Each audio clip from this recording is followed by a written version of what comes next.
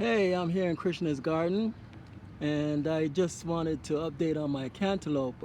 Planted this is the first year it's planted in pots, and the cantaloupes are now the orange yellowy color. They're no longer green, so they look perfectly organic cantaloupes, and that's one of the indication that they're ripe. So I'm waiting for the next indication. The next indication is actually the aroma of ripe cantaloupe, which is not exhuming yet. So I'm gonna wait for that. It just turned this beautiful color about 2 days ago, and this one, if you can see this one, is still a little greenish. It's not, well, it's not greenish, but it doesn't have that yellow netting like these do. So I'm just waiting now for it to actually start having that nice aroma scent to it. And when it does, I'll know it's ready and be ready to go. These are the Sugar Baby watermelon. There's two left. I ate one about a week ago, and it was good. It has all black seeds, so that was good, but it wasn't as sweet. So these one I'm gonna leave on for a little while longer, and see how it gets. Now, this baby has been producing so much. This is my cucumber. So I had something like maybe about 10 cucumbers, large cucumbers, offered already.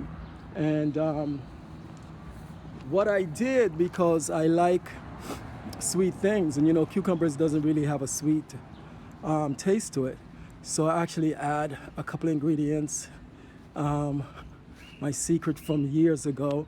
If you want fruit sweet, believe it or not, add things sweet to the water, such as a little bit of blackstrap molasses, a tablespoon of brown sugar to a gallon of water, stuff like that, and the fruits and the vegetables will be sweeter. So that's what I did with the cucumbers, and they came out pretty good. Now, these are the melons in the back, and this one is the largest one. This one is huge. This one is huge. See if you can see it better from here. That's one huge melon. Looks like it's about 10-20 pounds already.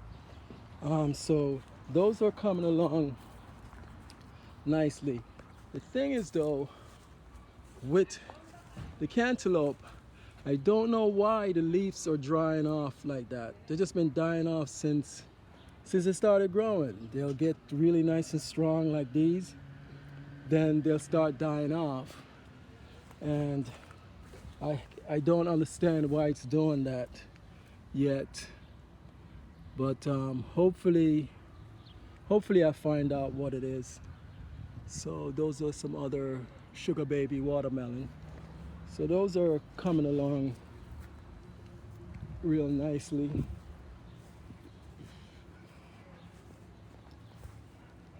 Now here is where I had the spinach, and now I am gonna let Purslane grow. So those are Purslane right there, and I transplanted this Purslane from over here. I transplanted it, and what I did, I made sure I kept a lot of the original dirt. I didn't disturb it. Then I just put it in there, and it seems to be holding its own. So I might do the same with this Purslane over here that's growing next to the 5-in-1 apple tree. I might transplant it over there, and I might do the same with this Purslane that is growing nicely by the blueberry tree. So I might do the same here. There's another Purslane over here, and by the 5-in-1, um, by the fruit cocktail tree. There's plenty too. So there's Purslane here, Purslane over there, Purslane over here. The reason the yard has so much Purslane now is like what I'm doing is actually not picking up the Purslane and destroying them, but picking up the weed around them and destroying those weeds. So now they're growing quite nicely, and they feel they don't feel threatened, I guess. So I might transplant them over there because that's going to be the Purslane patch from now on. So we'll see how that comes out. So overall, it's very good.